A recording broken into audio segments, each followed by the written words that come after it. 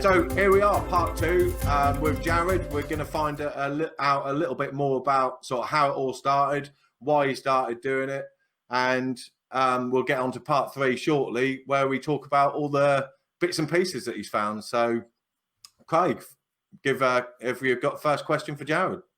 Well, yeah. So when you first started this, and it was garbage and clear up and the rubbish and the whole eco side is where you started, as I understand it. So what about location? Did you just say, well, we've got a local river, let's go and shoot down there and see what we find? Or was it more planned than that? Well, how did it actually start? Oh, no, it was hey, you know what? We live in a town where 250 to 300,000 people come to it every single year. They float it in inner tubes. And I'm like, you know what? I've dropped a couple sunglasses off of inner tubes in the past. So guess what I'm going to do? I'm going to get in the water and I'm going to, underwater, float that same route in the river. The people are floating up above and I'm going to see what I find. And guess what? Now I've got sunglasses that are going to last me for years. We found wallets. We've been able to return some cell phones. It's quite the experience, quite the journey. And again, coming back to, if you missed part one, we talked about it's really, I got into this for the storytelling and to share the adventures, that this is not about diving. It's about the adventures along the way. Yeah. What sort of depth is that river, Jared? Well, the good news about it, the river itself was only, I think the max depth in that one was only about 12 feet. The current's not too strong, so it's a nice leisure. Visibility is only about 4 feet. And so that's where I started becoming a lot more comfortable with low vis, that, I don't go dive, oceans and, clear water where you can see, 100 plus feet. It's always been about low visibility and cold waters. We're dealing with 7 snow-capped mountains year-round, 11 in the wintertime here in Central Oregon. So I've always been a dry suit diver as well. I've never been worried about what the water temperature is. Okay. Sounds like a bit like the UK diving, limited viz, cold water, need a dry suit. Sounds very similar. We're all familiar. So what safety precautions did you take? So when you originally went in, I know from what you said earlier, probably not a lot, but what safety precautions did you take originally? He made sure his dry suit was done out. That Okay. was the safety precaution. So how's it changed now, though? So there will have been a difference over that 2-year period. And how's that changed from that sort of day 1, 2 years ago when you started filming to nowadays? Really, but the first answer that comes to mind is I now have a dive computer. So I now know what my area is. Whereas before, remember, the water depth was only 8 to 12 feet, and so therefore when I started sucking air that was difficult to suck, I knew that I was out of air in my tank. I should probably come up. Wow. Listen, I took the training though. I mean, I know that you're supposed to have like 500, but I just didn't have I can't remember why I didn't have the dive computer though. It ended up breaking is what I had one in the beginning that ended up breaking. So I kind of knew how far I could go in the river before I needed to come up. So that's what's changed is I went from having, maybe $3 or $4 grand in gear to now I've got over $80,000 in gear in just 1 year. Wow. So, yeah, I mean, I've seen you've got the OTS full face mask, so you've got the communication. So, I mean, that's a good advancement, that, isn't it? Yeah, we got 3 of those. We got the ground station. We've got the headphone systems. We've got, sonar now. We've got boat. We've got, camera gear, drones. I have so much stuff to make this an actual production to entertain the world is what this is. Yeah. So you've got a support team as well. You're not just diving, because some of the videos, I mean, I've looked at lots of your videos, like a lot of people have, and you're diving down in the limited viz, in the cold water. You've got a single tank, and it looks like you're on your own, but you're not, are you? You have a full support team on the surface ready to help you out? Yeah. So I never go into the water without somebody knowing right where I'm at. But here's the thing, as we are first trained in diving, it's always, buddy diving. But, as you get more and more into it and, you guys have been diving for years, you understand, hey, you know what, really we are, although we're diving together, at the end of the day, we really are solo divers. And the best way to look at this and think about it and be comfortable with it is, as if you are an instructor, you are with new students all the time who are not there to save your life. And therefore you yourself as an instructor, you are a solo diver. And once you accept that and realize that you will continue to to make sure that you don't become complacent with where you're at and how you're diving, but always treat it as there's nobody there to save me because I am by myself. Yeah, that was always my mental attitude. Jim's an instructor, qualified instructor for Paddy, and he knows exactly what you're talking about in that respect. I'm a underwater photographer, and you know, you're not a good buddy. You get very used to having a pony bottle, redundancy, spare mask in your pocket, and you know that's my attitude as well. You're diving, you've got to look after yourself. Yeah, 100%. Yeah, don't rely on me to save you, especially especially in the waters that we dive.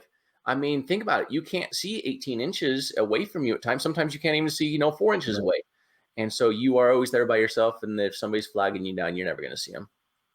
So how many times did you dive that river in your hometown and keep clearing out the sunglasses and all of the mobile phones before you thought to yourself, you know what, we've about done this. We've now got to move on somewhere else.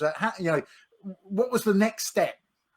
Well, one, we put in over 100 dives just in that local river, and then then the next season kicked in, and so it's springtime again, and so there is no endless supply. As a diver, if you just get in boat ramps and rivers where people float, you are never going to run out of things to pick up. Then what ended up happening was on one of my dives up in Portland, about 2.5 hours from me, I was doing a boat ramp, and I accidentally ran into my first car. And with that one, it was at a closed boat ramp to where it had been closed for, the past 10 years or so. I called the city and I said, look, you guys have a new bike path that's down there, has a post. I'm a volunteer, diver who cleans up the environment. I would love to be able to bring a tow truck in here and pull that car out of the river. One, it's out of sight, out of mind, so they don't care. Two is, you're filming this. Well, now you're going to need to get filming permits. And, you're doing something environmental. Well, now you're going to have to get permits for this, this, and this. I said, absolutely not. I said, I'm a volunteer who doesn't even live in your community. I'm coming up here to clean up your rivers and your environment because you guys have one of the dirtiest rivers in, Oregon, and everybody knows it. We call it the poop river. And, and people know, hey, you just don't swim in that river. And I said, so absolutely not. And so I started thinking, I said, you know what?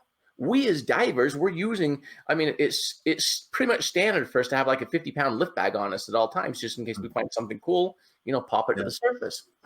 I'm thinking, you know what? A car just needs nothing more than a bigger lift bag. And so I started doing some research on lift bags. Are you ready for my training on this? Yeah, go on. Okay. So I contacted the, lift bag company, and I said, hey, I'm interested in your lift bags. One, can you sponsor it? They're like, no, we can't sponsor it, but we'll give you a nice discount. I'm like, yeah, I appreciate that. How do you use the lift bags? And they said, oh, well, it's really simple. You just go down, you hook up, a bag to each tire on one side of the car, lift it up on its side. And then once you have it up and it's floating, then decide what you want to do. Do you want to level it up with another set of bags, or do you just want to drag it to wherever you're dragging it and then let the tow truck flip it over from there? That was my training. It lasted about just that long as a phone conversation. I said, great, send me 4 bags. Wow. And now you're a lift bag expert. Yeah. Not only are we continue to modify our gear, the way that we use it, with the, what do we call this? Twist locks that we're using now, which carabiners work, which ones don't, so the auto locking on those.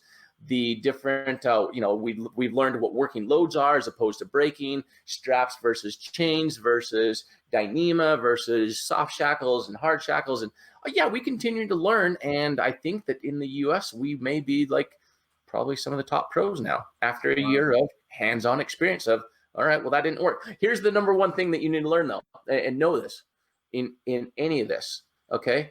Don't get underneath the vehicle. We've always had that safety and that training with all of us is, hey, lift the car, make sure you're away from it when it's being lifted, and don't get underneath of it. If you adhere to those 2 things, you're a diver, you know how to breathe underwater, you're going to be just fine.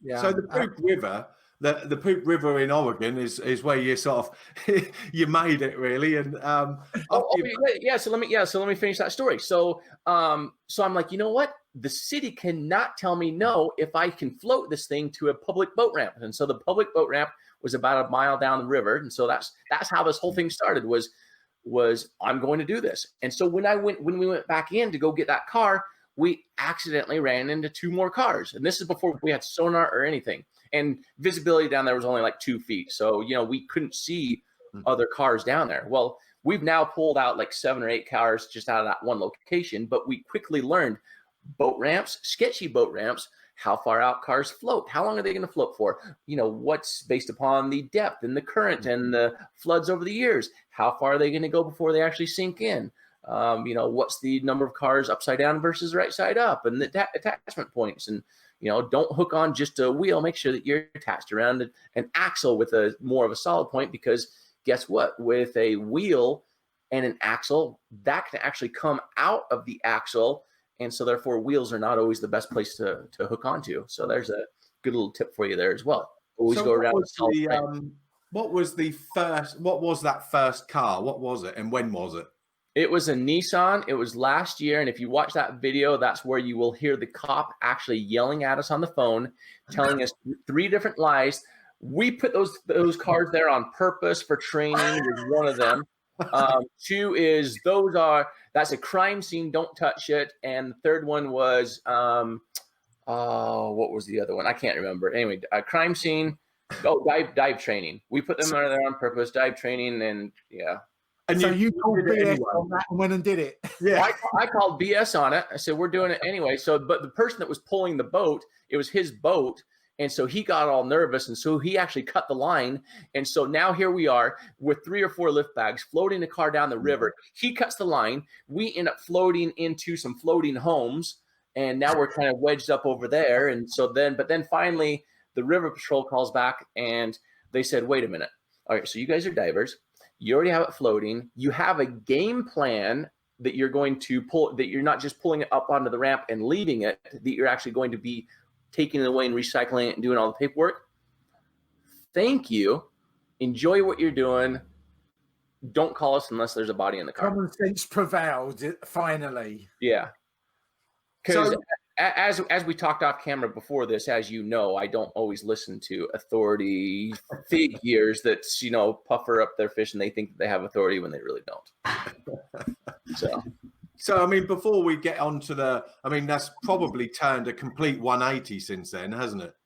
Oh, am I boring, Jared? Sorry. Sorry. Was I boring you? My dog had let herself in over here. Mine just did the same. My dog just walked in. It's like, get out. Like, morning, Dad. Hey, are you there? Jared, just if I'm boring, just tell me. I can take it. So that's how we got into this whole car gig, was clean up the environment. Found our first car. I was told no. I said, too bad. I'm doing it anyway. And I think that what's now happened also, people say, you know, what kind of permits do you need to do this? And, you know, what types of regulations? Don't ask for permission, ask for forgiveness. I had one officer that said, well, the EPA told us that we had to leave those cars there and we can't touch them. And I just overpowered him. I said, listen, I talked to the EPA this morning, or last week. I said, and they're happy that we're out here doing it. So same thing, as long as there's not a body in the car, you know, we don't call you, and we just clean up the environment. And so I made that entire thing up as far as even talking to the EPA. I have no idea. So the EPA could be really mad at me. But I think that at the end of the day, I mean, they have budgets and they can't blow their budgets. I mean, the EPA doesn't want to spend money. The local agencies don't want to spend money. We're out here on our own dime, spending our own money to clean up the environment in locations that we don't even live. It's not even our own backyard.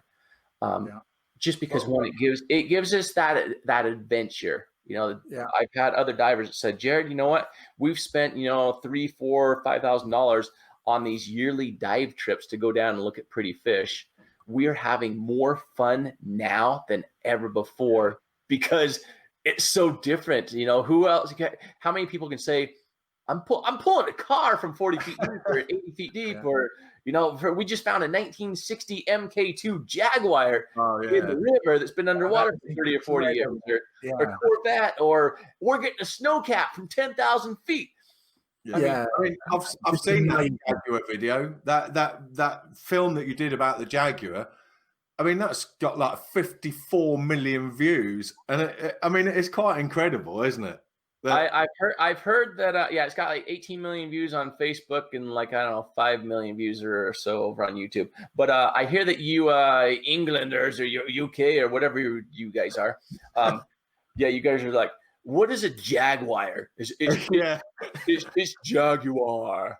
It is a jaguar. What's a jaguar? What is that? Yeah.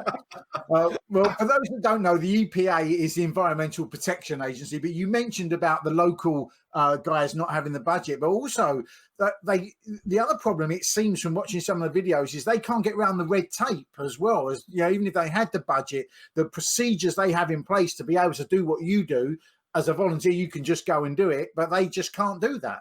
Yeah, and if you're a commercial outfit, also same thing. You know, now the eyes are already on you. You have a business license. You have to adhere to those certain regulations. Yeah. You know what? One is, yeah, we're a volunteer, but we look like we're actually legit when we're out there. And if anybody comes up and approaches us, you know, I said, I've used this line and it works wonderful, especially if I have like a search team hat, you know, on, and I lost it somewhere. I need to get another one because I feel like it really gave me like a pass to authority. And basically it's like, what are you guys doing?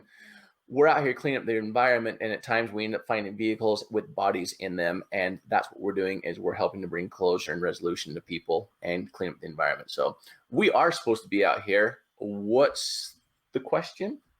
Yeah. You know, so anyway, I do overpower other agencies and people that think that they have authority to step in and tell me no for what it is I'm doing by just using the silver tongue. Yeah, and being a volunteer and a private individual, you don't come under the jurisdiction that they do. It's, you know, as soon as you explain what you're doing and you're doing it for free as a volunteer and you're helping the environment, they're now in an awkward position to say, no, you're not going to do that because you're filming it. Yeah, because you're not going to walk up to somebody picking up litter on the side of the road and be like, yeah, quit making this world a better place. Yeah, stop it, Jared. What's wrong with you?